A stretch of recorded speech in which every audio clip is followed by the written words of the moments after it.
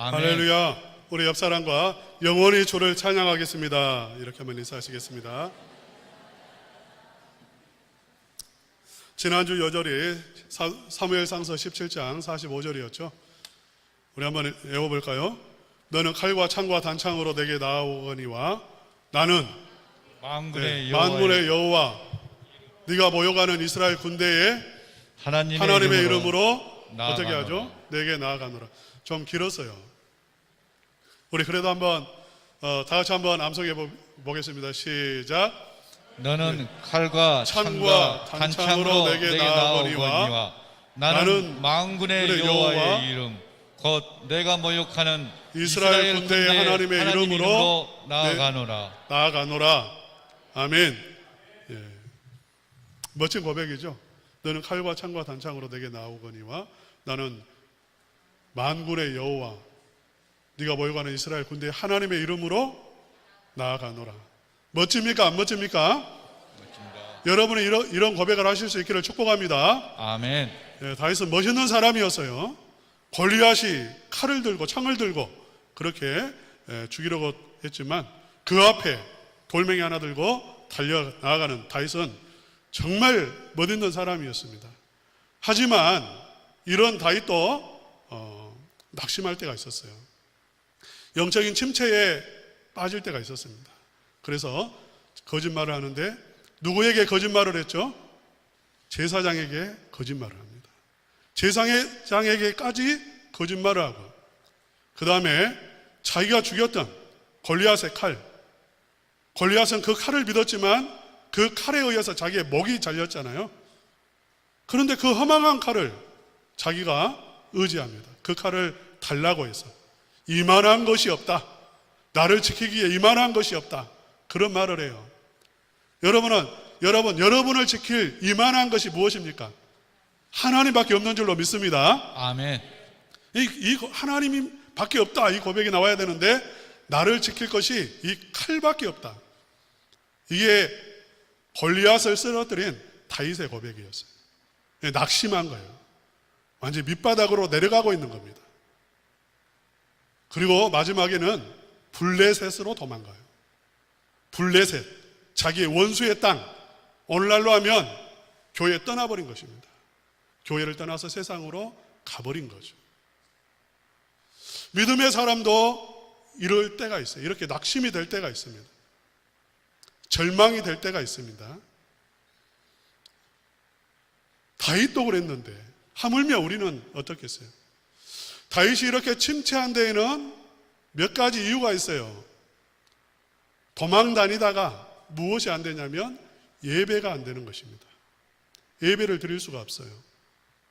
하나님의 말씀을 들을 수 없습니다. 영적 침체가 옵니다. 슬럼프에 빠집니다. 천하 없는 사람도 한 주 예배 빠져보세요. 2주 빠져보세요. 3주 빠져보세요.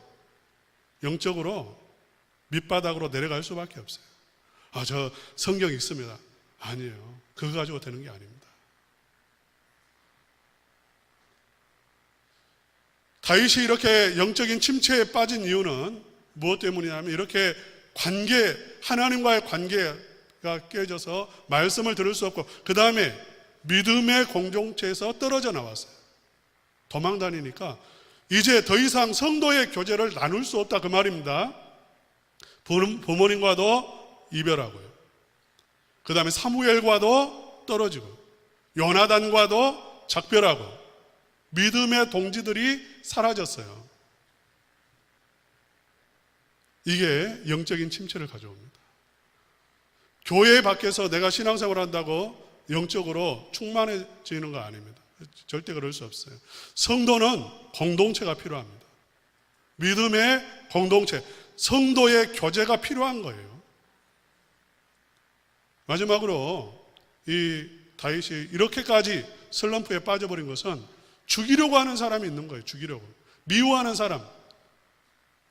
모든 백성들은 아직 자기를 좋아합니다만 왕이 자기를 싫어해서 죽이려고 하잖아요. 여러분 단 한 사람만 여러분을 미워하고 죽이려고 하고 욕을 하고 비난하면 천하 없는 사람도 영적인 침체에 빠집니다. 많은 사람이 비난하기 때문에 낙심하는 게 아니에요. 아내의 한마디, 남편의 한마디, 교회 안에서 성도 한 사람의 그 말, 비난하는 말, 책망하는 말, 판단하는 말, 그것이 완전히 슬럼프에 빠지게 합니다. 열심히 일하려고 하다가도, 성령 충만했다가도 그 한마디에 주저앉아 버려요. 우리는 이렇게 연약한 사람들입니다. 그냥 봉사하려고 했다가도 봉사를 내려놓고 그냥 떠나고 싶은 마음이 생기는 거예요. 다윗은 이러한 여러 가지 요인 때문에 완전히 밑바닥에 내려갔고 블레셋까지 그렇게 내려가게 되었습니다. 하지만 하나님은 다윗을 회복시켜 주시죠. 하나님이 회복시켜 주시는 것이 몇 단계가 있습니다. 우리 첫 번째, 하나님은 피난처로 인도하십니다. 우리 한번 1절 말씀 다 같이 1절 상반절만 읽도록 하겠습니다. 다 같이 읽겠습니다. 시작. 그러므로 다윗이 그곳을 떠나 아둘람 굴로 도망하며. 여기까지 읽겠습니다. 지도 한번 보여주세요. 지도를 보시면 여러분 가운데 파란색 부분이 사해바다라고 되어 있죠? 보이죠? 그 윗부분, 제일 윗부분에서 왼쪽을 보시면 어느 성이 있죠? 우리가 잘 아는 예루살렘이 있죠. 예루살렘 보입니까? 예루살렘 바로 위에 기브아라고 있는데 보이십니까? 지금 이 지도는 다윗이 피해가는 경로를 오늘 본문에 나와 있는 그 경로가 지금 나와 있는 것입니다. 기브아에서 출발해서 기브아에서 사울에게 쫓겨서 그 위에 있는 어디로 갔죠? 라마로 갔습니다. 라마에서 또 사무엘을 만났는데 거기까지 쫓아오니까 어디로 피했죠? 노브. 그 밑에 노브 보이나요? 노브로 피했습니다. 노브에 있을 수가 없어서 이제 어디로 간 거예요? 가드로 간 거예요. 가드에서 죽이려고 하니까 미친 채 했습니다. 하나님 은혜 주셨어요. 완전히 이제 밑바닥에 내려갔습니다. 절망의 밑바닥에 낙심했습니다. 그런데 하나님은 그를 회복시켜 주세요. 그래서 어디로 이제 가게 되죠? 오른쪽에 있는 아둘람, 아둘람이라고 하는 곳으로 피신하게 됩니다. 우리 아둘람을 한번 보여주시기 바랍니다. 이 아둘람은 굴로만 생각하시는데 아둘람은 산이에요, 산. 근데 이 산은 높이는 높지 않습니다. 한 120m 정도 돼요. 그러니까 우리나라 사람이 볼 때는 120m는 산도 아니죠. 언덕이죠. 큰 언덕입니다. 큰 언덕. 그런데 이 언덕은 그 속이 석회암으로 되어 있어요.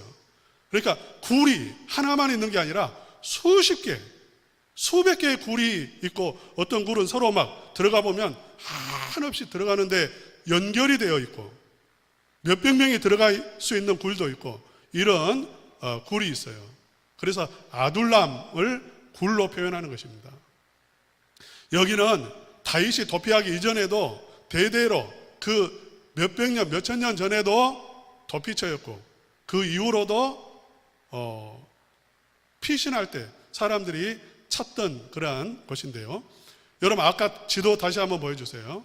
지도 보시면 이 아둘람은 블레셋과 이스라엘 경계선상에 있습니다. 국경선 부근에 있는 거예요. 그렇기 때문에 사울이 여기까지 올 수가 없죠. 왜? 블레셋과 맞닿아야 되기 때문에 여기까지는 찾을 수가 없습니다. 이 요새, 이 아둘람, 이게 피난처였다는 것입니다. 안식처라는 의미를 가지고 있어요. 그래서 여기서 쉼을 누리는 거죠. 사랑하는 성도 여러분, 여러분 스트레스 받을 때 있잖아요. 힘들 때 있습니다. 억울할 때 있습니다. 교회에서 아까 말했던 것처럼 누구의 말 때문에 낙심할 때가 있어요. 상처받을 때 있습니다. 그럴 때 어떻게 해야 될까요? 떠나버려야 될까요? 아니면 가정 안에서 내가 회사에서 마음이 상할 때 있습니다. 그럴 때 어떻게 해야 됩니까? 어떤 사람은 술을 찾기도 하고 어떤 사람은 드라마를 보기도 하고 어떤 사람은 취미생활을 하기도 하고 어떤 사람은 게임을 하기도 하고 다양하게 쉼의 장소를 찾습니다. 쉼터를 찾아요. 여기서 아둘람은 무엇을 의미하냐면 예수님을 의미합니다. 예수님은 우리의 피난처가 되신다는 거죠. 할렐루야. 아멘. 예수님을 찾으시기를 축복합니다. 아멘. 예수님은 은혜가 충만하세요. 여러분, 은혜가 충만한 사람 얼굴 보면요, 그 얼굴만 봐도 은혜가 돼요. 마음속에 그 불쾌했던 감정이 순간적으로 다 사라져요. 하물며 은혜가 충만하고 생명이 충만하고 평강이 가득한 예수님 앞으로 가면 그 예수님 안에 있는 은혜가 임하고 예수님 안에 있는 평강이 임해서 우리의 마음에 무엇이 주어지냐면 안식이 주어지는 줄로 믿습니다. 아멘. 오늘 학습 받으시고 세례 받으시는 우리 성도님들, 그리고 유아 세례 받으시는 또 부모님들, 진심으로 예수님을 영접하시기를 축복합니다. 아멘. 예수님을 찾으시기를 바라고 예수님을 향해서 마음의 문을 활짝 여시기를 축원합니다. 아멘. 대답이 없네요. 축원합니다. 아멘. 두 번째로 공동체를 만들어 주십니다. 우리 한번 1절과 2절 다 같이 읽겠습니다. 시작. 그러므로 다윗이 그곳을 떠나 아둘람 굴로 도망하며 그의 형제와 아버지의 온 집이 듣고 그리로 내려가서 그에게 이르렀고, 환난당한 모든 자와 빚진 모든 자와 마음이 원통한 자가 다 그에게로 모였고, 그는 그들의 우두머리가 되었는데 그와 함께한 자가 400명 가량이었더라. 아멘. 이 다윗의 아둘람에 어떤 사람이 찾아오냐면 환난당한 모든 자, 빚진 모든 자, 마음이 원통한 모든 사람들이 모여들었습니다. 다윗은 그들을 다 어떻게 했냐면 받아들였습니다. 기준이 없었다 그 말입니다. 잣대가 없었어요. 너는 이래서 안 되고, 너는 이래서 안 되고, 너는 원통해서 안 되고, 너는 돈 없어서 안 되고, 너는 문제가 사회에서 이런 문제를 저질렀기 때문에 안 되고, 이런 잣대가 없었어요. 아둘람 굴은 잣대가 없는 것이에요. 다 불쌍하게 여기는 공동체입니다. 서로를 긍휼히 여기는 공동체란 말이에요. 어떤 잣대가 없다는 것입니다. 교회는 잣대가 없는 것입니다. 우리 한번 따라서 합시다. 교회는 잣대가 없는 곳이다. 잣대가 없는 곳이다. 사람들은 다 자기만의 잣대를 갖고 있습니다. 그 잣대를 가지고 평가하죠. 학교에서는 성적을 가지고 평가합니다. 우등생이라고 하고, 성적을 가지고 열등생이라고 평가합니다. 지식이 있는 사람은 지식을 가지고 사람을 판단합니다. 이 사람은 똑똑한 사람이고, 이 사람은 미련한 사람이라고. 돈이 있는 사람은 돈으로 사람을 평가합니다. 성공한 사람, 실패한 사람. 도덕적인 사람은 그 자기가 가지고 있는 윤리와 도덕을 가지고 사람을 판단합니다. 착한 사람, 나쁜 사람. 어떤 사람들은 상식을 가지고 판단합니다. 이 사람은 상식적이지 않아. 상식이 없는 사람. 나쁜 사람이라는 거죠. 사람들은 다 어떤 사람은 인종을 가지고, 어떤 사람은 지역을 가지고 평가하기도 하고요. 또 어떤 사람은 전통이라는 것을 가지고 우리 전통은 이런 게 아니야, 이렇게 판단해요. 옳고 그름을 그런 것으로 판단합니다. 우리 예수님은 여러분을 보실 때에 판단의 근거가 단 하나예요. 사랑입니다. 불쌍히 여기는 겁니다. 어젯밤에 무엇을 했느냐, 네가 어떤 죄를 지었느냐, 네가 착하냐 그러냐, 도덕적이냐 아니냐, 잘났느냐 못났느냐, 돈이 있느냐 없느냐, 머리가 좋느냐 안 좋느냐, 그런 기준을 가지고 예수님은 사람을 보지 않는다 그 말이에요. 아멘. 사랑하는 성도 여러분, 교회는 잣대를 내려놔야 하는 것입니다. 아멘. 우리 다시 한번 따라서 합시다. 잣대를 내려놓겠습니다. 잣대를 내려놓겠습니다. 전부 다 자기의 고정관념을 가지고 목사를 평가합니다. 목사가 왜 저래? 제가 만약 오늘 이 가운을 안 입고 양복을 안 입고 이 자리에 그냥 와이셔츠만 입고 섰다면 여러분 시험 들 사람 많을 거예요. 목사가 왜 그렇게 말할 거예요? 그 잣대는 누구의 잣대입니까? 예수님의 잣대인가요? 아니면 여러분이 만든 잣대인가요? 여러분 오해하지 마세요. 저는 계속해서 가운도 입고 양복도 입을 거예요. 한 분이라도 낙심하면 안 되니까.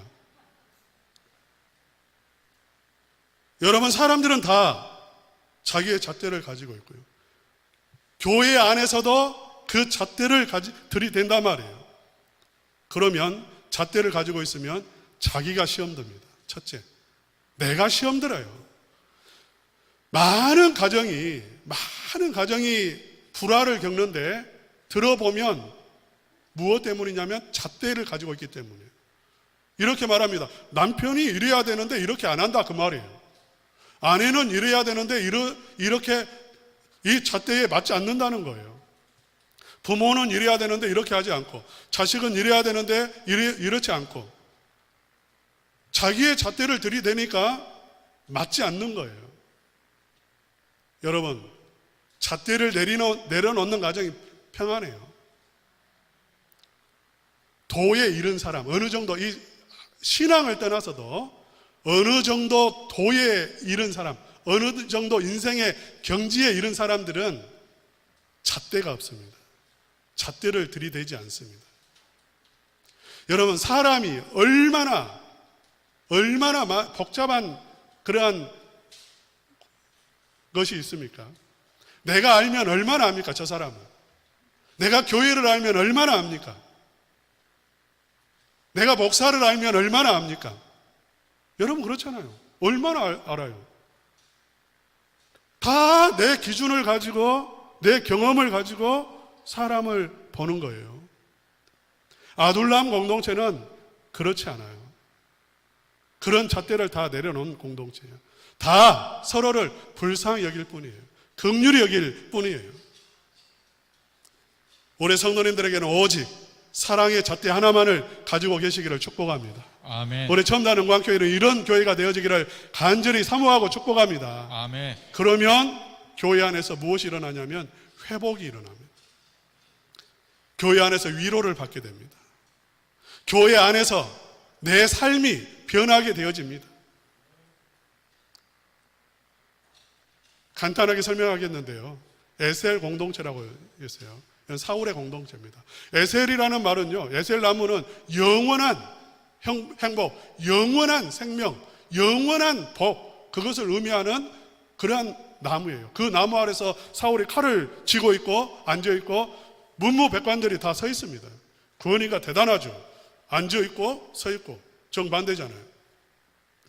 그런 정말 영원한 사랑과 은혜와 평강이 흘러넘치는 그러한 공동체예요. 그런데 그 안에 들어가 보면 여기에는 잣대가 있습니다. 어떤 잣대냐면 충성심으로 사람을 평가합니다. 네 충성하면 좋은 사람이고 충성하지 않으면 나쁜 사람이에요. 사울이 그렇게 말하잖아요. 여기에는 나의 이익이 되느냐 안 되느냐로 평가합니다. 이익이 되면 따르고 이익이 안 되면 떠나는 거예요. 여기에는 자기의 마음을 드러낼 수 없습니다. 자기의 마음을 드러내는 순간 여기에서는 아웃이에요. 그러니까 겉은 번들어하지만 내부적으로는 잣대가 분명하다는 거예요. 우리 교회는 어떻습니까? 하나님의 교회라고 말하고 사랑의 공동체라고 말을 합니다. 마치 에셀나무처럼 영원불멸한 그런 은혜를 말합니다. 그러나 실제로 들어가 보면 만약 잣대를 가지고 들이댄다면 사울의 공동체가 돼요. 이 공동체는 무너집니다. 이 공동체는 결국 하나님의 영광을 가리우는데 앞장섭니다. 제사장들을 죽이죠.